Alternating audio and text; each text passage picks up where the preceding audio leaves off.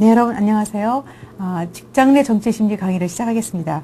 이번 주에 학습하실 내용은 이제 직장의 어떤 구조적인 특성 그리고 그 안에서 인간관계를 보시겠습니다. 앞에서의 강의가 우리가 이제 심리학에서 그래서 기초를 가지고 이제 이 과목을 적용을 하고 있는데요.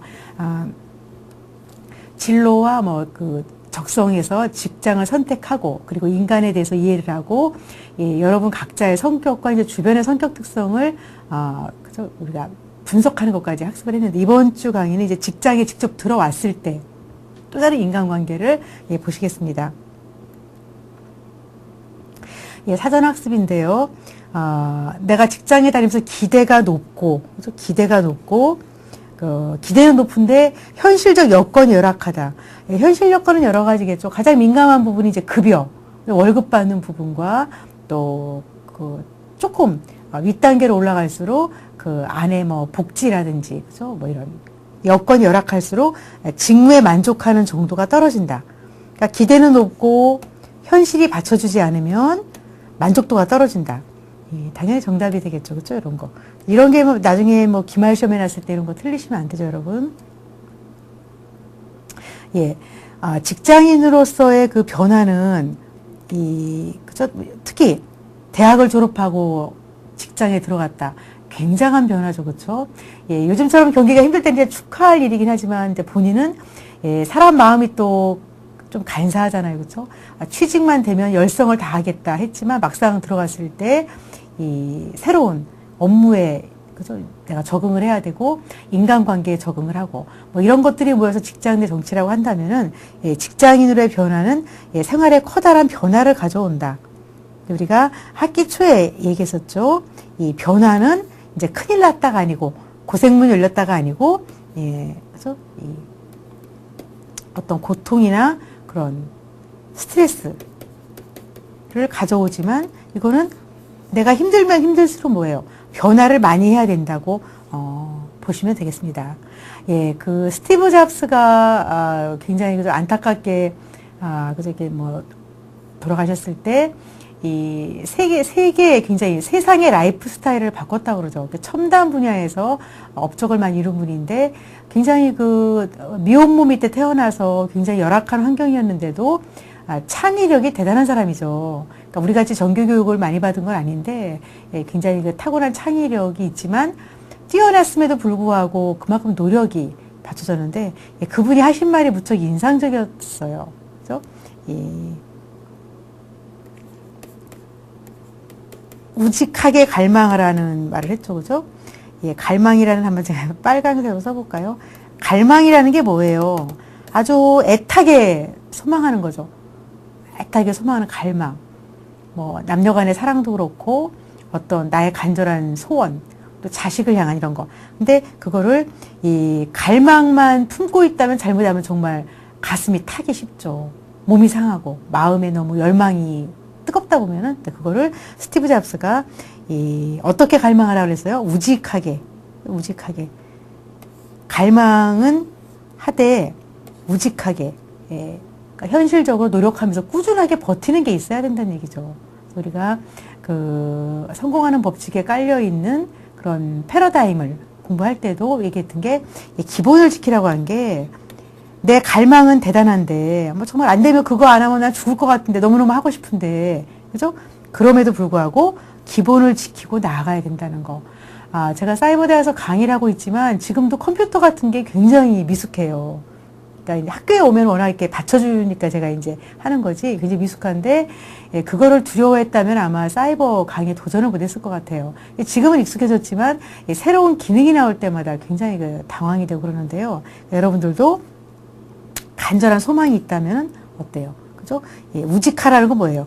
장기적인 걸 바라보고, 그죠? 기본기를 잘 닦아 놓으라는 거죠. 근데 보통 사람들은 제가 볼 때 좀 착각을 하는 게, 그냥 내가 지금까지 해온 거 이거를 기본을 지키고 있다고 생각을 하는 것 같아요. 근데 그거를 이제는 21세기에는 그게 지금까지 해온 게 9시까지 출근해서 이게 기본이 아니고 그죠? 내 업무 여기에서 정말 내가 아주 떡 부러지는 소리가 나게 하고 있는지. 근데 가장 우리가 위험한 것이 자리가 안정됐을 때 내 자리가 안정이 됐을 때, 뭐 지금까지 그랬으니까, 그리고 어떤 오류를 점검하지 않으려고 한다든지, 그런 것들이 뭐 여러분 뉴스에 보시면 뭐 하루 건너 한 번씩 나오죠. 그죠? 기본을 안 지켜서 안정된 직장에 있는 사람들이 그 얼마나 많은 피해를 일으키는지 많이 나오고 있죠. 그죠? 그래서 우리가 가끔 TV 프로그램을 봐도 굉장히 그 기발한 아이디어로 뭐 대박을 터뜨리는 사람들 보면은 결국 기본을 지키되 그걸 응용한 거죠. 그러니까 기본이 돼 있은 다음에 응용을 해야지 그냥 다급하다고 해서 뭐 지름길로 가려고 겨우 이제 자본만 날리기 쉽다는 거죠. 그래서 그 스티브 잡스, 그래서 다른 나라의 영웅이고 또 우리나라에서 저는 이제 어린애기가 없어서 저 그렇긴 한데 그 애니메이션 영화 많죠, 그죠? 그 만화 영화로 만드는 거. 그래서 아기들이 보는 뽀로로라는 게 있죠. 캐릭터 이렇게 그 뽀로로 캐릭터 어떻게 생겼어? 이렇게 동그랗고 뭐 이렇게 안경 쓰고 이렇게 코가 뾰족한 애기들이 보면은 그냥 딴짓하다가도 금방 뽀로로만 나오면 딱 집중하는 게 정말 신기한데요. 이 뽀로로를 만든 그 우리나라 사람 최종일 씨가 그 TV에 나와서 얘기하는 걸 들으니까 그 사람이 이제 금강기획이라는 직장에 다닐 때 그래서 이제 자기만의 분야를 창업하기로 맘먹고 창업을 한 다음에 자기 월급 주던 사장님한테 가가지고 뭐 회장님에게도 가가지고 내가 이런 사업으로 창업을 하고 이제 이 회사를 나가려고 하는데 그래서 투자 좀 하시라. 투자하시면은 그래서 제 1주주로 모셔가지고 지분을 나눠드리겠다. 그러니까 월급을 주던 사람이 어이가 없었겠죠. 그래서 딴소리 말고 그냥 있어 이랬대 해줘, 그죠? 근데 어쨌든 다시 한번 그 계획서를 읽어보시더니 뭐 창업 자금이 5억이 필요하다면은 2억을 대주셨다고 그래요. 그랬는데 첫 작품에서 거의 자본금 대부분을 날렸죠. 실패를 해서. 우리나라 애니메이션이라는 게 여러분이나 저나 이게 뭐 우리 직업은 아니래도 만화 영화 하는 것이 애니메이션 뭔지 알죠, 그죠? 만화 영화를 만드는 건데 지금 세계적으로 유명한 그런 만화 영화들이 사실은 미국이나 일본에서 만들고 그 그림은 우리나라가 그렸는데 나가기는 미국 걸로 나가는 거예요. 왜 그러냐면 우리가 그죠? 하청받아서 그림을 그려달라고 하면 그리는 기술이 있는데 뭐가 없냐면은 기획력이 없었다 그래요. 그동안 기획. 내가 어떤 아이디어를 가지고 뛰어들어서 개척하는 거. 그래서 기획력이 떨어지다 보니까 어떻게 되죠? 항상 기획은 뭐예요? 내가 창업을 해가지고 총체적인 계획을 가지고 끌어나가 이걸 못하니까 남이 나라가 그냥 그죠? 이런 만화를 만들겠다면 그 그림을 그려주고 이름도 우리 내지 못하고. 근데 그 뽀로로를 만드신 최종일 씨는 그죠? 이걸 해가지고서 대박이 나서 지금 뭐 자산 가치가 3,800억이 넘는다고 그래요. 뭐 연봉은 말할 것도 없고. 근데 이분이 이제 이걸 개척함으로써 다른 나라에서 이제는 한국에서 만화영화 만들면 이제는 조금 주목한다고. 이제는 우리가 굉장히 그 공격적인 대상이 됐다는 얘기죠. 그래서 이분을 보면은 굉장히 타고난 재주도 있겠지만, 그죠? 자본금을 투자받아서 다 날렸을 때, 마지막 밑바닥까지 갔을 때, 그러니까 사람이 밑바닥 가서 더 이상 돌아설 길이 없을 때 어때요? 그때는 내가 지금까지 기본을 지켰다고 말할 수가 없죠. 살아야 되기 때문에 그때부터 적극적으로 해가지고 그 뽀로로라는 그 캐릭터가 나오기까지도 굉장히 그 일상에서부터 많이 살펴봤죠, 그죠? 어떤 지금까지 없는 어떤 그 만화의 인물을 만들어야 될까? 나올 만한 거 다 나왔잖아요. 미키 마우스 나왔지, 뭐 도날드 덕, 뭐 기타 등등 많죠, 그죠? 그래서 펭귄을 캐릭터로 해가지고 그 펭귄이 뒤뚱뒤뚱 걷는 걸 모티브로 해가지고 이렇게 뭐 동그랗게 얼굴을 만들고. 그죠? 근데 이제 펭귄이 날릴 수도 있다는 걸 상징해서 이렇게 모자도 좀 만들고. 그러니까 아이들이 좋아할 걸 다 집어넣은 거예요. 그래서 아이들을 키우니까 최종일 씨가 관찰해보니까 아이들은 호기심이 많고 또 막 일을 저지르고 막 이렇게 하는 거. 그래서 그 만화 영화 안에 그 뽀로로가 낭떠러지에서 바다로 떨어지는데 죽지 않고 바닷속에서 이렇게 막 둥둥 떠다니는 거. 그러니까 아이들이 굉장히 상상력을 자극한 이런 거.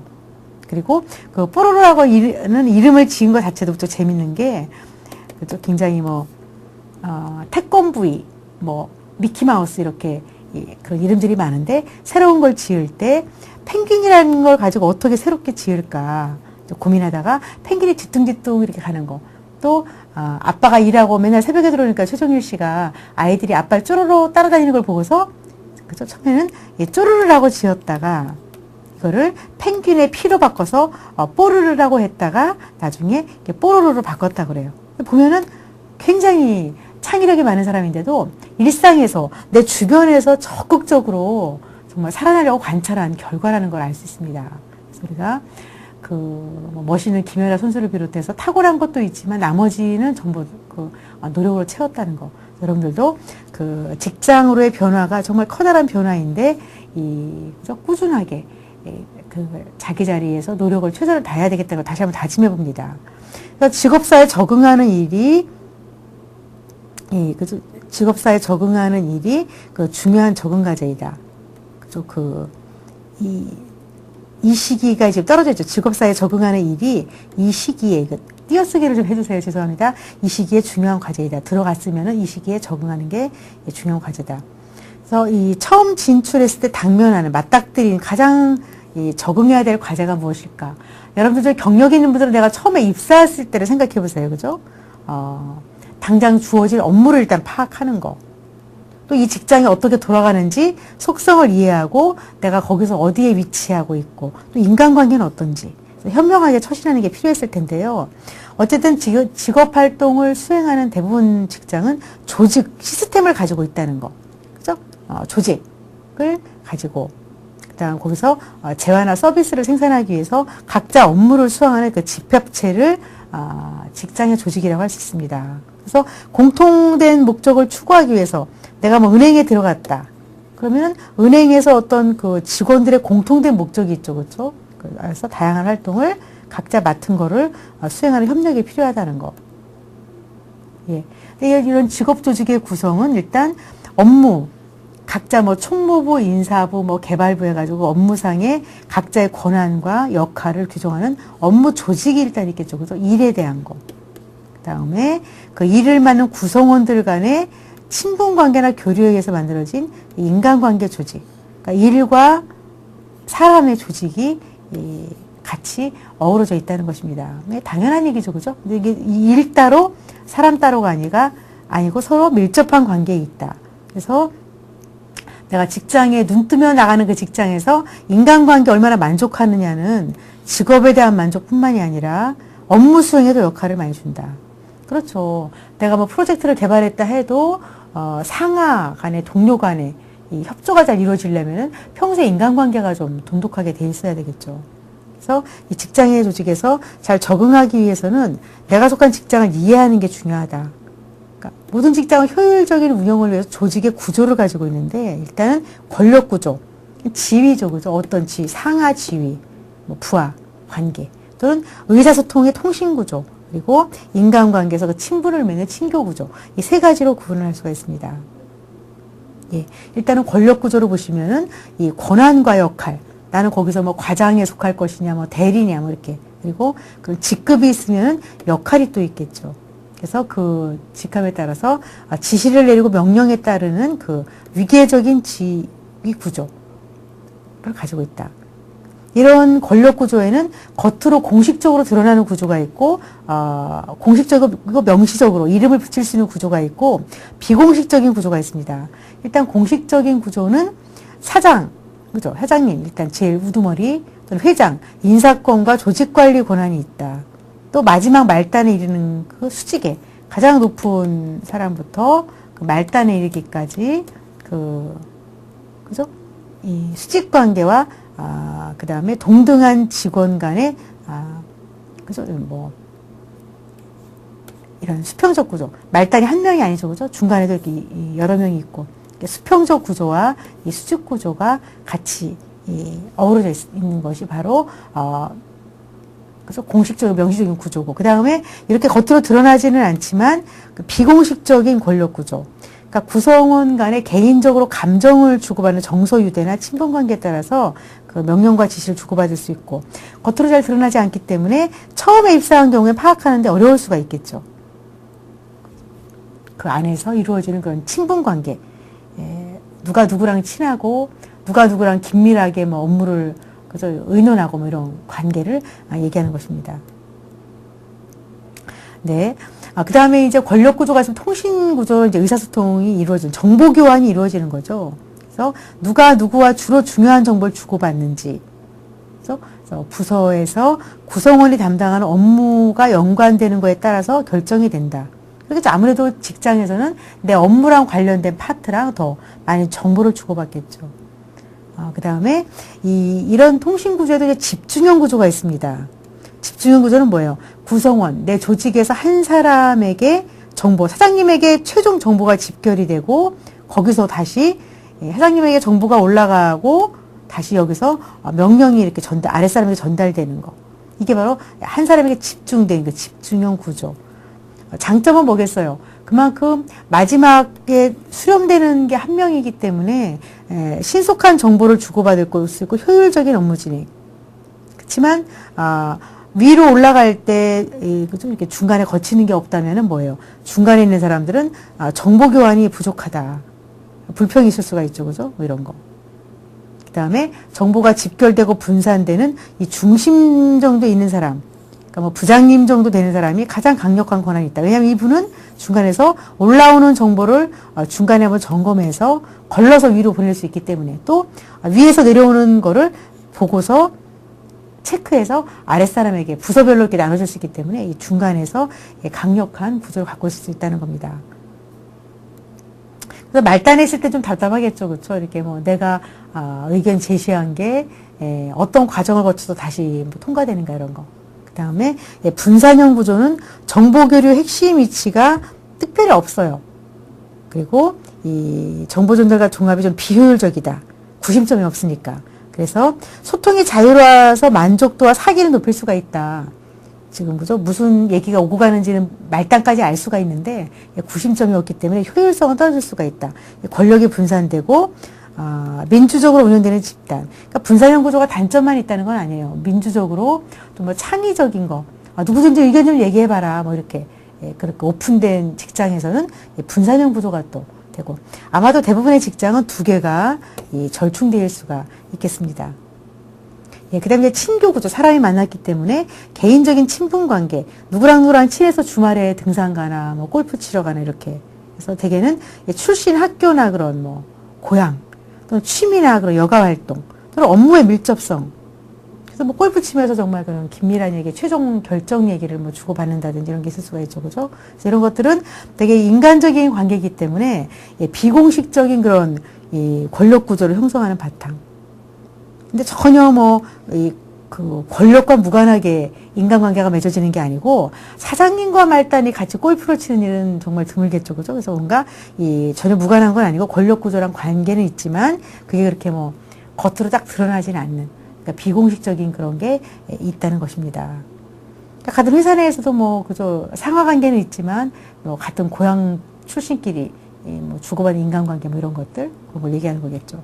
결론적으로 직장 구조 속에서 내가 내 위치를 정확하게 파악하고 정확하게 알고 장차 희망하는 내가 어디까지 올라가고 싶다 할 때 어떤 적절한 행동을 해야 되는지 그게 바람직한지 알아가지고 처음에 입사했을 때부터 밟아 오셔야 되겠죠. 아마 여러분들 나이가 드신 분들은 내가 다시 입사한다면 그래서 어떤 그 과오는 범하지 않겠다. 뭐 이런 것들이 있겠죠. 그렇죠? 그래서 우리가 앞에서 성격 검사를 공부했는데 특히 이제 백장현 같은 분들은 어때요? 굉장히 이런 권력 구조에서 자칫하면은 솔선수범한다는 칭찬을 들을 수도 있지만 너무 설친다는 얘기를 들을 수가 있고 독선적인. 또 가스면 같은 경우는 뭐예요? 굉장히 그 업무는 파악은 느리면서 이 친교 구조가 인간관계에 너무 치중한다. 공과 사를 구별 못한다는 말 들을 수가 있겠고 머리형 같은 경우는 차분한 건 좋은데 좀 인간관계가 조금 그죠 소원하다든지 이렇게 각자 장단점이 아마 있을 것입니다. 그다음에 이제 인사관리에 대한 건데 인사관리 체제는 이제 직원을 선발 뽑고 자리에 배치하고 직무 수행을 평가하는 기능을 많이 하고 있는데요. 가끔 이제 여러분들 중에서 취업할 때 인사 파트 어떤 자질이 요구되냐고 묻는 사람들이 있었는데요. 그만큼 인사 선발의 기능, 사람을 선택하는 기능을 해야 되기 때문에 이제 모집 일단 첫째 기능은 유능한 사원을 뽑는 것이다. 뭐 직무적성 평가를 통해서 면접을 통해서라든지 여러 가지를 통해서 선발을 하고 그 다음에 자리 배치를 그 능력과 속성에 따라서 적절하게. 당연히 성격 검사나 다양한 그 자체 노하우가 또 있을 것입니다. 그 다음에 이제 뽑아가지고 배치했으면 이제 평가를 또 해야죠. 월급 받는 만큼 일을 하는가. 그래서 얼마나 효과적으로 수행하는지. 또 방식은 스스로 평가해본 직원이 평가하면서 동료 평가, 상사 평가 여러 가지가 이제 방법으로 어우러지겠죠. 최근의 추세는 전방위 평가라고 해가지고 그죠? 이 평가 결과를 가지고 부족한 점을 인사교육을 통해서 재교육을 시키고 또 임금을 얼마나 더 보너스를 줄 거냐 배치와 승진 해고까지도 이 인사 관련해서 결정할 수가 있다는 겁니다. 그래서 우리가 내가 속한 직장이 내 직무 수행 평가 기준이 어떤가. 그래서 기준이 분명하게 드러나 있어야 만족도가 높겠죠. 그래서 내가 어떻게 해야 될지 가르쳐 주니까. 그 다음에 그 방식, 그 다음에 얼마나 공정성이 있는가. 이것들이 이제 직원들 간에 항상 갈등의 소지가 있습니다. 그래서 공평하게 분배할 때 어디까지가 그 정확한 기준인지 갈등이 있겠죠. 네. 그 다음에 직업 만족도. 중요한 얘기죠. 그렇죠? 경기가 힘들 때야 그냥 어쨌든 월급을 줄여서 다니고 싶지만 이제 보통 때는 내가 그 직장의 만족도가 여러 가지 영향을 미치는 요인들이 있는데 이 직무 만족도는 일단 뭐예요? 내가 직업으로부터 직장에서 얻는 만족도, 즐거움의 정도입니다. 그러니까 당연히 우리 행복의 중요한 변수가 되겠죠. 그래서 이거는 똑같은 직장을 A, B, C 세 명이 다녀도 똑같이 입사했는데 그 사람들의 심리적인 특성, 성격이라든지 자라온 배경 또는 이 세 사람이 각각 어떤 직책을 맡고 있는지 또 더 중요한 거는 그거를 본인이 어떻게 해석할 것인지. 제가 이제 이렇게 학교에 오고 가다 보면은 일을 할 만하면은 그 담당자 팀장이 다른 부서로 옮겨가 있는 거예요. 근데 이제 거기서 굉장히 특히 이제 아이를 낳고 기르는 중년 정도 되는 그 여성분들이 많이 힘들어하는 것 같아요. 안정되고 싶은데 내가 바뀌었다. 그때 그 해석을 나는 이렇게 일복이 많은 거야. 그 힘든 데만 배정된다. 이렇게 불만을 가진 사람하고 내 조직에서 내가 정말 그죠 많이 내 실력을 발휘하기 위해서는 다양한 경험을 해야 된다. 그래서 그 해석에 따라서 굉장히 만족도가 달라지겠죠. 그래서 일단은 개인의 심리적인 특성, 그게 뭐예요? 직무에 대한 태도, 일을 얼마나 적극적으로 하고 있는지, 그리고 또 내가 얼마나 어떤 기대, 또 실제 내 능력, 또 내 감정적인 이런 것들이 그 사람의 성격이나 이런 걸 가지고 또 이제 가치관도 중요하겠죠, 그죠? 가치관을 가지고서 했을 때 어떤 영향을 미치나. 제가 아는 분 중에서 그 이태리 남자랑 결혼하신 분이 이제 미국에 살고 계시는데 베링거 인겔하임 이런 이제 외국계 제약회사에 들어가신 분인데 남편분이 이제 대학원까지 나오신 분이에요.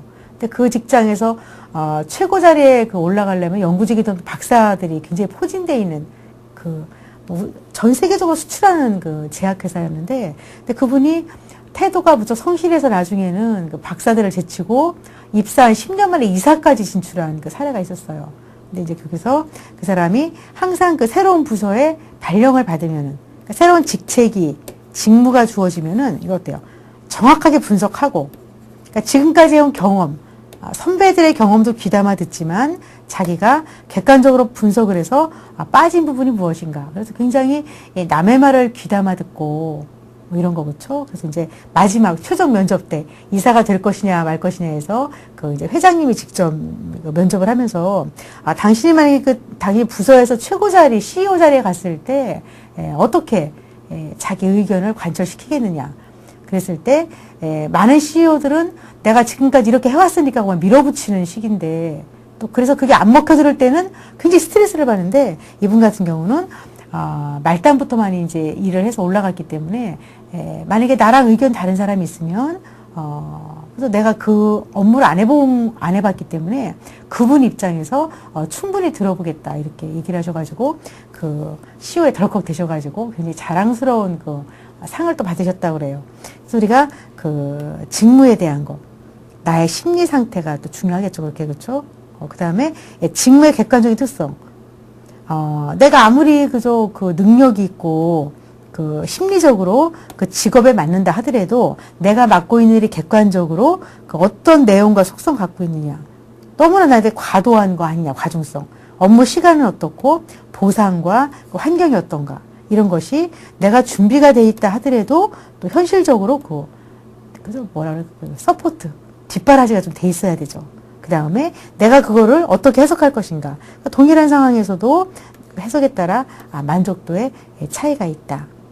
그래서 내가 지니는 기대와 현실 여건의 비교를 통해서 만족도가 이루어진다. 그래서 앞에서 우리가 사전학습 풀어봤죠, 그죠? 기대는 높은데 현실 여건이 열악하면은 만족도가 떨어진다.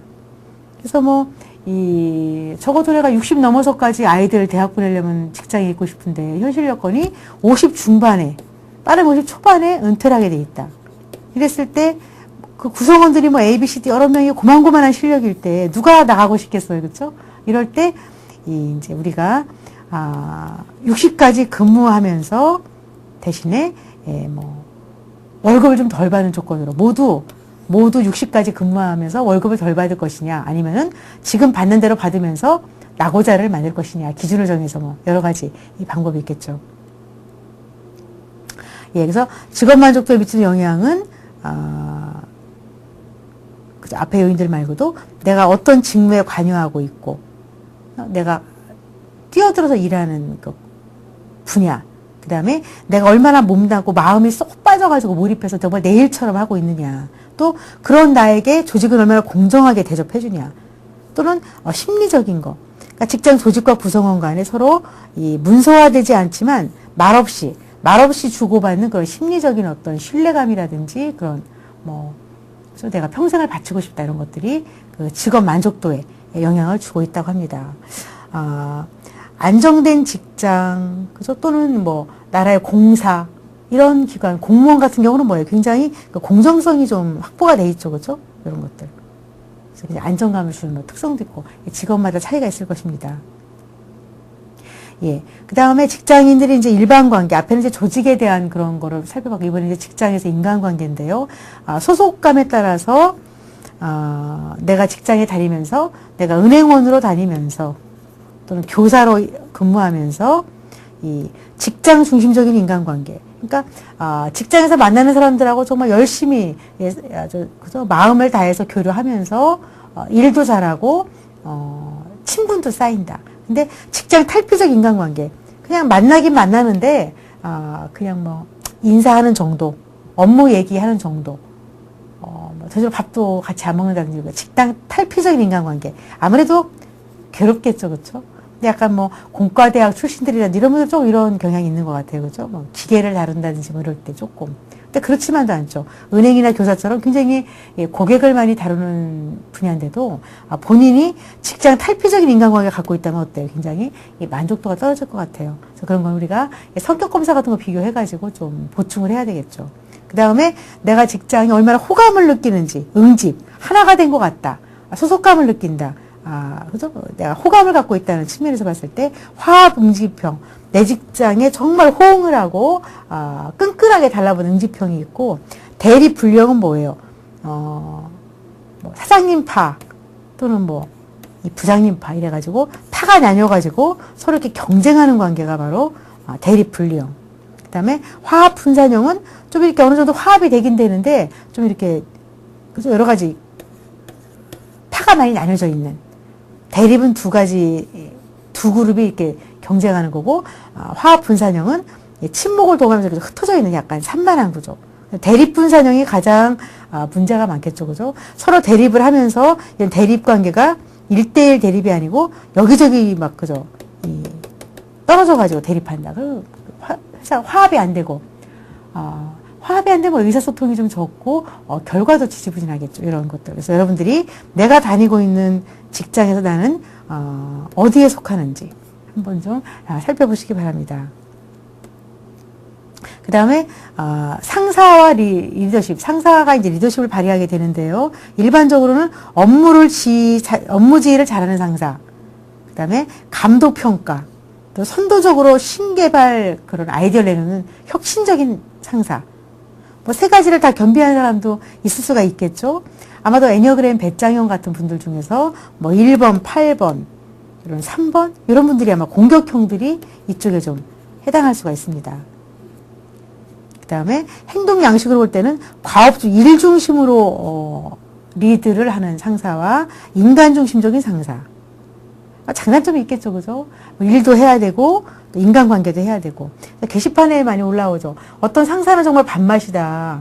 자기 윗사람한테는 아부하고, 아랫사람한테는 야근해도 뭐, 빵 한 개 안 사준다. 뭐, 이렇게 올라온 내용도 있는데요. 이 장단점이 있을 것입니다. 지휘 방식에 따라서 권위형, 방임형, 아랫사람을 내버려 두는, 또는 민주형. 어때요? 권위형과 민주형이 좀 합하면 좋겠죠. 그래서 방임형은 좀 문제가 있죠. 방임형은 뭐예요? 리더가 자기 자신감이 없을 때 우왕좌왕하는, 굉장히 그죠. 이 산만하고 의사소통 체계가 합리적이지 않겠죠. 그 다음 이제 부하의 유형도 있는데요. 부하들의 그 성격, 일에 대한 태도, 직무 만족도에 따라서 일단은 그 부하가 상사를 대할 때 얼마나 우호적인지 무조건 복종하는 부하가 있는가 하면은 저항형. 상사가 한마디 하면 몇 마디 더 하고. 그 다음에 합리적인 부하. 사랑받겠죠. 분리형. 추종도 아니고 저항도 아니고 관심이 없는. 이런 분리형은 또 문제가 있겠죠. 그렇죠? 그 다음에 업무 수행에 따라서 아주 회사에 다니고 만족하면서 열성을 다하는 직원과 만족은 하지만 태만, 시키는 것만 한다든지. 불만이 있지만, 회사에 불만이 있지만 그래도 월급 받는 만큼 열심히 하는 사람.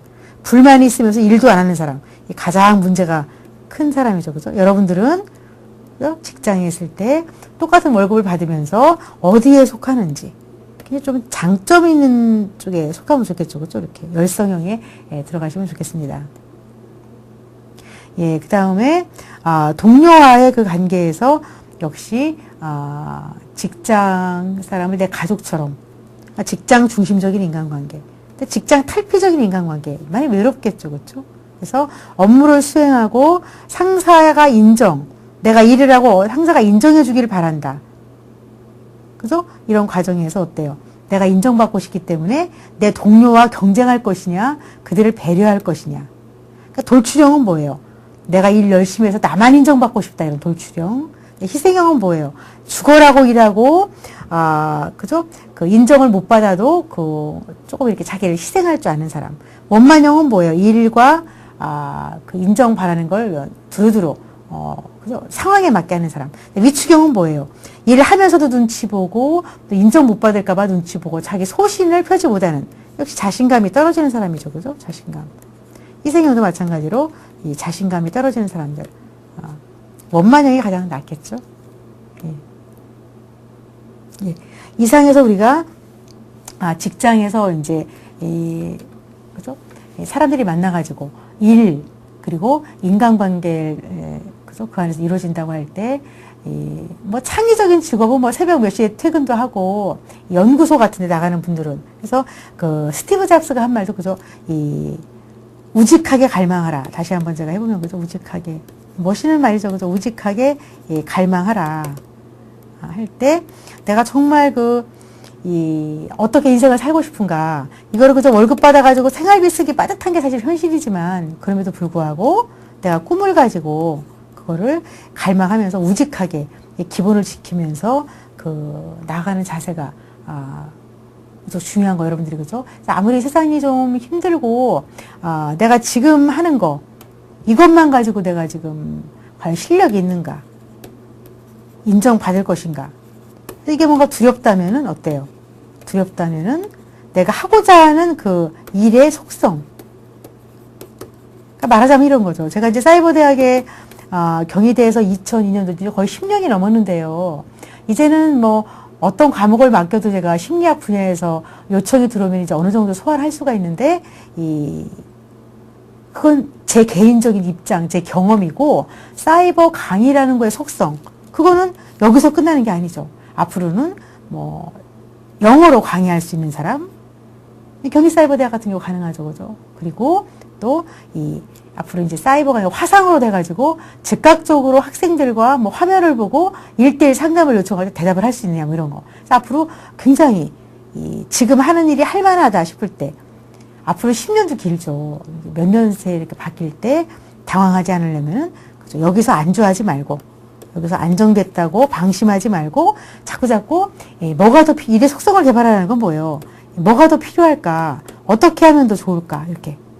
그래서 보면은 그 뽀로로 만화 만든 사람도 그렇고 그냥 뭐 자나깨나 그 생각만 한 거죠. 일단은 자본이 다 달아났으니까 더 그랬고. 그래서 그 스티브 잡스도 그런 말을 해요. 외국의 스티브 잡스나 우리나라 그 대박 터트린 사람이 공통적으로 하는 얘기는 항상 위기가 있었다는 거죠. 이 위기는 뭐예요? 자본의 문제죠. 다 까먹고 창업을 했는데 아무 밑바닥이 없다. 이렇게 됐어요. 그랬을 때 이 위기야말로 나의 창의성을 끌어낼 수 있는 기회였다. 다급하니까 어떻게든 해보려고 할 때 이 창의성이 나온다는 겁니다. 저희 7080 때만 해도 이제 이들의 고전 소설을 많이 읽었어요. 요즘 학생들은 주로 인터넷 같은 거 많이 봐서 제가 좀 미심쩍은데, 그래서 그때만 해도 이제 우리가 뭐, 죄와 벌 같은 거, 그죠?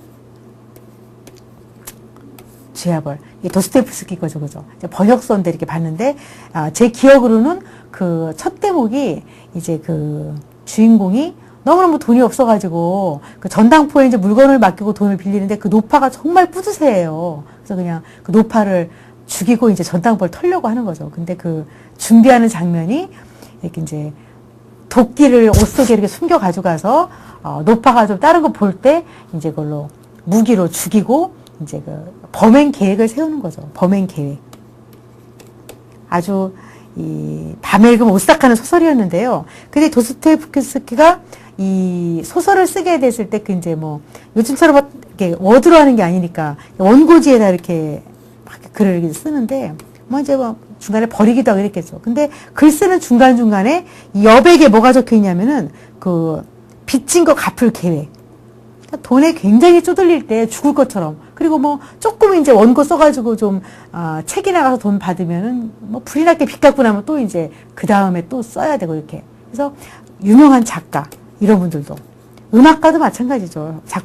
작곡가들도 보면은 굉장히 타고난 재능이 뛰어난 사람인데도 불구하고 그 당시 정말 먹고 사는 게 힘들어가지고 귀족들이 배부르게 먹고서 음악지만 뭐 연주해달라 그런 거 해서 작곡하신 분들이 많죠, 그죠? 그래서 내가 사람으로 태어나서 겨우 뭐 그렇게 먹고 살려고 비참하게 생각하지 마시고 아까 해석이 중요하다 했죠, 그죠? 상황.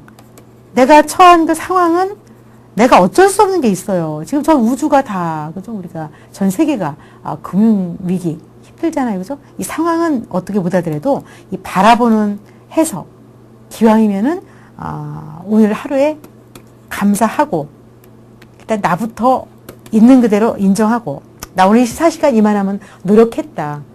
순간순간, 그죠? 방심하지 말고.